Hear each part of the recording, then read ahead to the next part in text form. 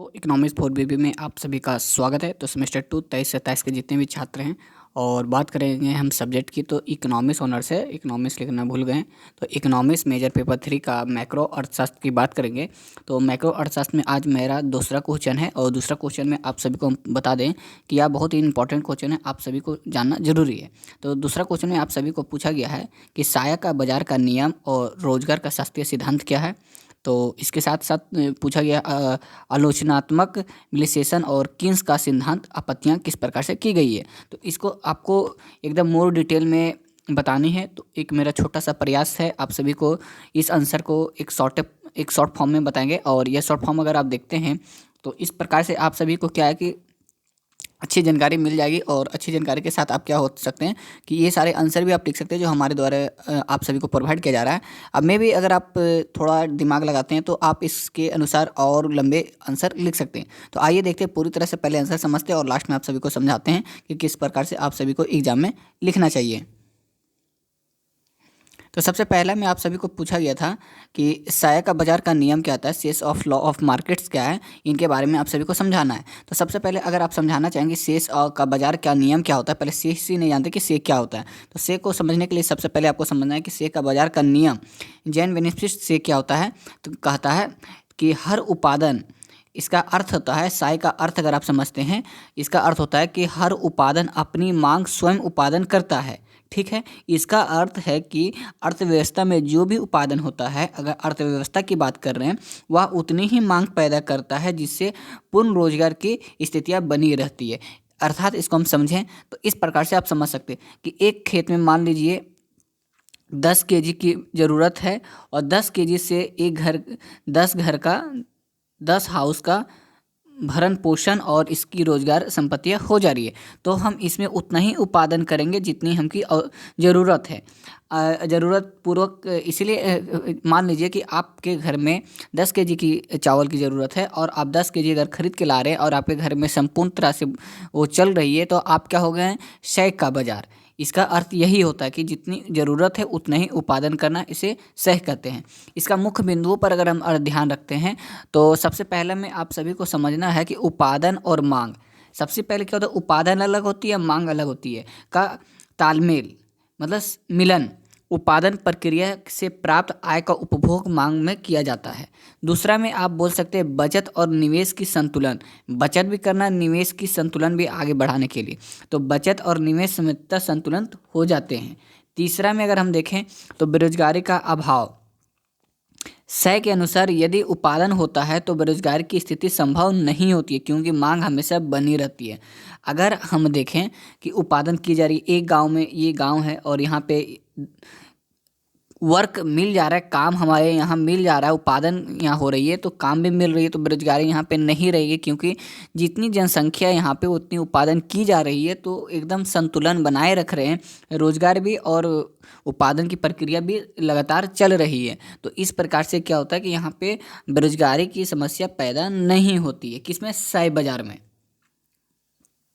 अगर हम देखें रोजगार का शास्त्रीय सिद्धांत किस प्रकार से किया जाता है, क्लासिकल थ्योरी ऑफ एम्प्लॉयमेंट की बात करें तो इसको समझने के लिए आपको समझना क्या है कि शास्त्रीय अर्थशास्त्र एडम स्मिथ और रिकॉर्ड मार्शल के द्वारा मानते थे कि बाजार में स्वयं संतुलन की प्रवृत्ति होती है।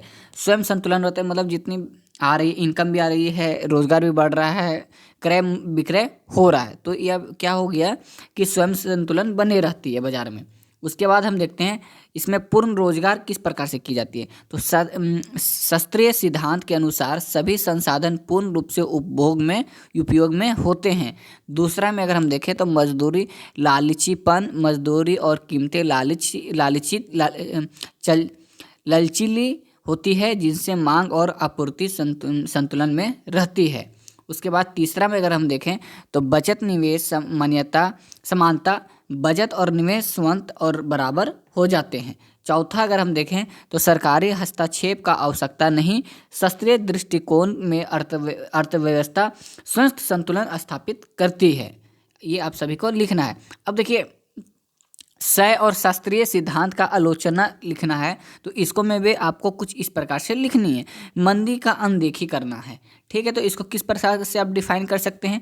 सय और शास्त्रीय सिद्धांत यह मानते हैं कि बाजार हमेशा संतुलन रहता है, लेकिन 1990 की महामंदी ने इसे सिद्धांत से झूठा साबित कर दिया। जब महामंदी पड़ती है तो कब पड़ी थी, 1930 में पड़ी थी। तो उस टाइम क्या होगा कि सय भी हमेशा संतुलन तो नहीं बनाए रह सकता, इसको झूठा साबित किया गया। और सय में और भी आप लिख सकते हैं कि सय हमेशा संतुलन बनाए रखते हैं, कहने का अर्थ कि वहाँ क्रय विक्रय हमेशा संतुलित रहती है, क्रय भी जितनी उत्पादन होनी चाहिए उतना यहाँ पे क्रय सेलिंग भी है। तो इस प्रकार से आप क्या बोल सकते हैं, यहाँ पे बेरोजगारी की समस्या पैदा नहीं होती। तो कुछ अपने वर्डों में भी आप इसमें ऐड कर सकते हैं। बचत और निवेश का संतुलन, इसमें आपको लिखना है बचत और निवेश स्वस्थ संतुलन नहीं होते हैं, मांग में गिरावट, निवेश कम हो जाता है। बेरोजगारी, सय का नियम बेरोजगारी का संभावना को नकारता है, लेकिन वास्तविकता में मांग की कमी बेरोजगारी बढ़ाती है। अगर मांग बढ़ी तो बेरोजगारी भी बढ़ेगी, तो ये ध्यान रखना है। लालचीपन का अभाव, ठीक है, हाँ, लचीलापन का अभाव, मजदूरी और कीमतें वास्तविक जीवन में हमेशा लचीली नहीं होती, ठीक है। इसके बाद आपको लिखना है क्या, इसके बाद पूछा गया है किन्स का सिद्धांत किस प्रकार से किया गया है, केनियन थ्योरी ऑफ एम्प्लॉयमेंट किस प्रकार से किया गया डिफाइन। तो जॉन मेनर्ड किन्स ने अपनी पुस्तक the general theory of employment, interest and money 1936 में सय शास्त्रीय सिद्धांत को चुनौती दी, जिसमें मुख्य बिंदु अगर हम देखें तो सबसे पहला मांग की भूमिका, इसका आप डिफाइन लिख सकते हैं। जिस प्रकार से अर्थव्यवस्था में रोजगार स्तर मांग का निर्भर करता है, यदि मांग कम होती है तो उत्पादन और रोजगार में गिरावट होती है। दूसरा में आप लिख सकते हैं क्या, अपर्याप्त प्रभावी मांग, ठीक है,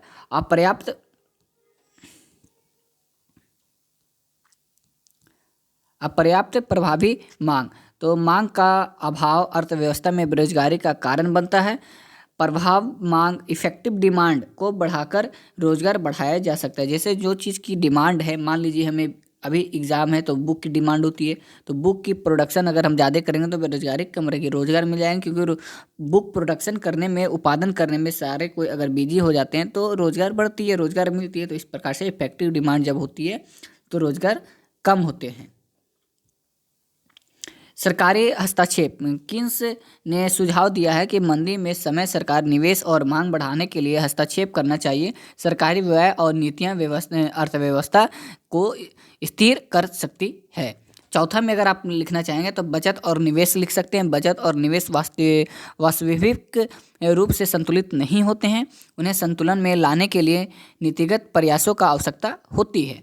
किन्स का शास्त्रीय सिद्धांत का आपत्तियां किस प्रकार से की गई है। तो पूर्ण रोजगार में गलत धारणा करना, किन्स के अनुसार पूर्ण रोजगार केवल आदर्श स्थिति, वास्तविक यह संभव नहीं है। मांग की अनदेखी करना, शास्त्रीय सिद्धांत में मांग की भूमिका को महत्व नहीं दिया गया। तीसरा में अगर हम देखें तो सरकारी हस्तक्षेप का आवश्यकता, किन्स का मानना है कि सरकार आर्थिक संतुलन से निपटने के लिए हस्तक्षेप करना चाहिए। चौथा में अगर हम देखें तो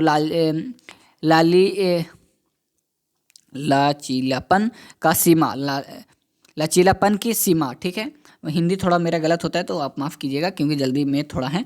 तो मजदूरी और कीमतें